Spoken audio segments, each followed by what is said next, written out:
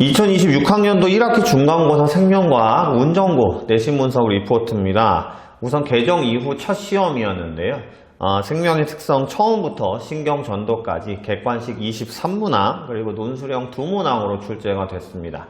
논술형이 2문항이긴 하지만 소문항 8문항이 있었고요.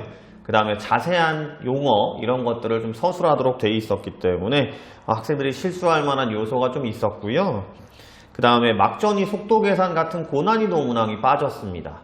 학교 선생님이 내신 시험 전에 학생들에게 막전이 속도 계산을 내지 않겠다라고 얘기하셨는데 또 운전고 특성상 그런 고난이도 문항이 없을까라고 생각했었는데 실제로 없었습니다. 대신에 문제 안에서 실수할 만한 요소들을 많이 적절하게 배치를 했어요.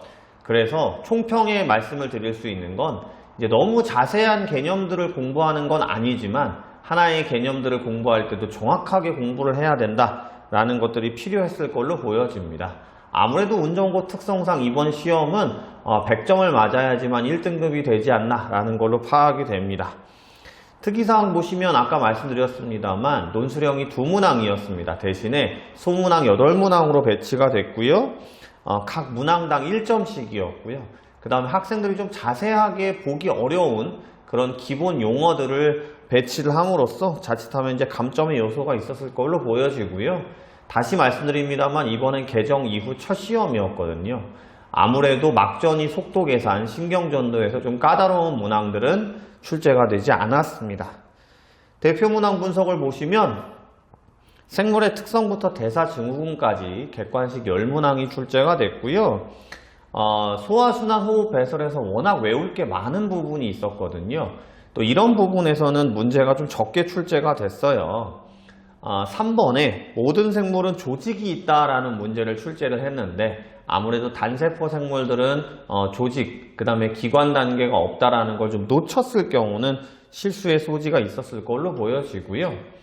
또 소화순환 호흡 배설, 또 뭐 타학문의 관계, 발효 이런 좀 소위 지역적이라고 얘기하는 문항에서는 많은 문항이 출제가 되진 않았습니다만 우리 중학교 때 공부했던 7번 문항 소화계에서 지방산 그림 문제가 좀 출제가 되면서 또 이런 부분에서도 또 놓친 친구들이 있을 걸로 보여집니다. 생태계에서는 객관식 10문항 그리고 논술형 1문항이 출제가 됐고요. 11번에 영양염류, 그 다음 12번에 환원, 13번에 독립영양생물 등 뭐 이런 이제 용어들은 아무래도 학원이든 학교 수업 시간에 많이 언급되긴 좀 어렵습니다만 그래도 중학교 때부터 들어온 기본 용어긴 하고 그 다음 수업 시간에 또 언급하는 용어들이긴 한데 이제 이런 부분에서 정확하게 공부가 되어 있지 않거나 하면 자칫하면 또 시간이 걸리거나 실수했을 수 있고요. 논술형 답안에서도 이제 기생생물, 숙주, 그리고 포식자, 피식자를 묻는 문항이 출제가 됐거든요. 이제 이런 단어들이 아무래도 좀 익숙하지 않은 친구들도 있을 수 있었을 것 같습니다.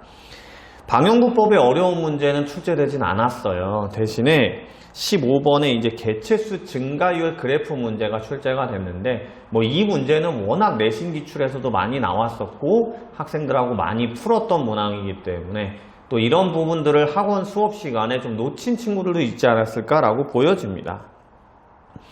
뉴런과 신경전도에서는 객관식 3문항 그리고 논술형 1문항이 출제가 됐고요. 뭐 아까 말씀드렸습니다만 뉴런의 구조, 그 다음에 막전이의 기본 개념, 시냅스 전달의 기본 개념 문항만 출제가 됐어요. 논술형도 마찬가지였습니다. 그러다 보니까 막전이 속도 계산이나 저해제 문제 같은 고난이도 문항이 출제가 되지 않았는데 또 아무래도 운전고 친구들은 학생들이 이제 직보 때나 이럴 때 그런 고난이도 문항 위주로 아무래도 고3 학평 기출문제에서 어려운 문제 위주로 또 직보 시간을 또 시간을 많이 보냈던 친구들은 아무래도 기본 개념에서 또 놓치는 부분이나 실수하는 부분이 있지 않았을까라고 보여지고요. 결국 이번 시험의 총평은 물론 뭐 올해뿐만 아니라 내년에 운전고 시험 준비를 하는 친구들이 이 영상을 보고 있을 수도 있겠지만 우선은 올해 개정 첫 시험 같은 경우는 너무 어려운 문항이나 그 다음에 고3 학평 수준에서의 굉장히 자세하고 지역적인 문항보다는 기본 개념 문항에서 얼마만큼 기본 개념을 정확하게 알고 있느냐 이런 것들이 고득점을 맞는 데 가장 중요한 요소가 되지 않았나 라고 보여지는 시험이었습니다.